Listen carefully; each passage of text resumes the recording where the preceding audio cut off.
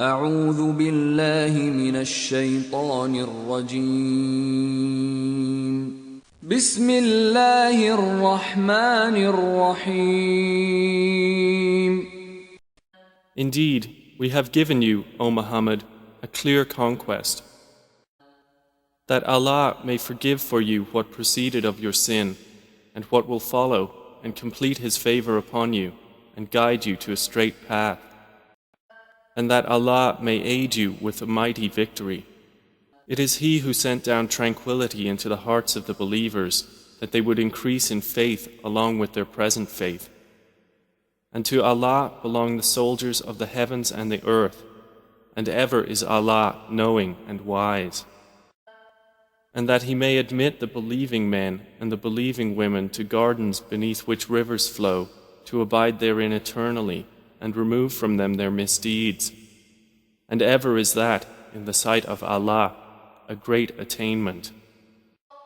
And that He may punish the hypocrite men and hypocrite women, and the polytheist men and polytheist women, those who assume about Allah an assumption of evil nature.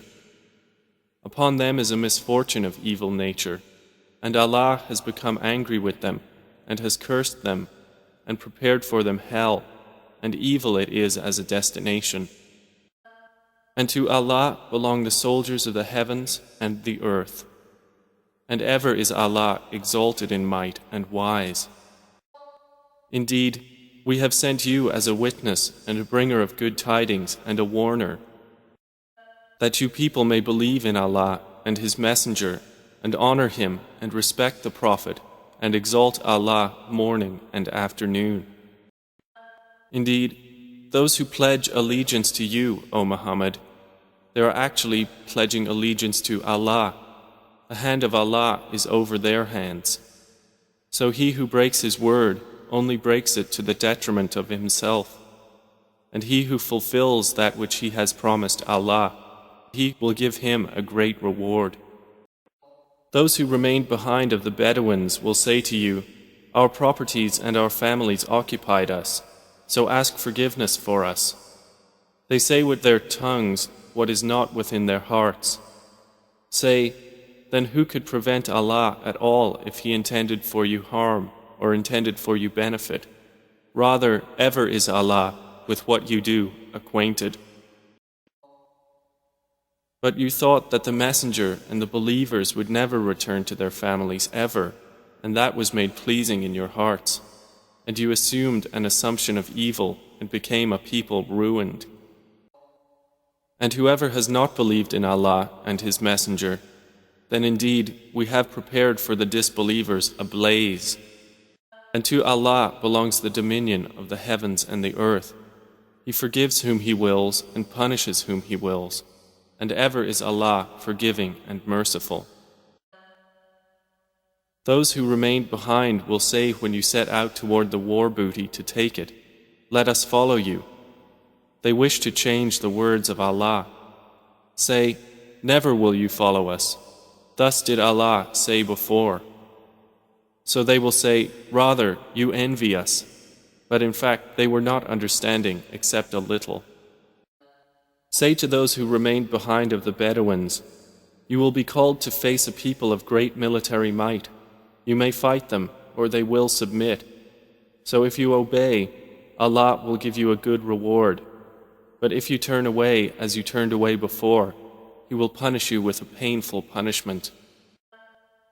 There is not upon the blind any guilt, or upon the lame any guilt, or upon the ill any guilt for remaining behind. And whoever obeys Allah and His Messenger, He will admit him to gardens beneath which rivers flow. But whoever turns away, He will punish him with a painful punishment. Certainly was Allah pleased with the believers when they pledged allegiance to you, O Muhammad, under the tree, and He knew what was in their hearts, so He sent down tranquility upon them and rewarded them with an imminent conquest and much war booty which they will take, and ever is Allah exalted in might and wise.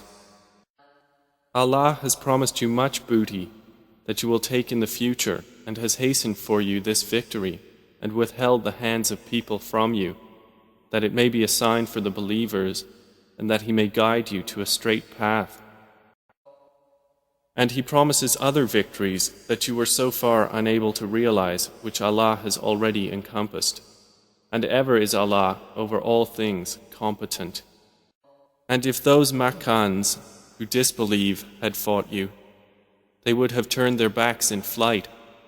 Then they would not find a protector or a helper. This is the established way of Allah, which has occurred before, and never will you find in the way of Allah any change.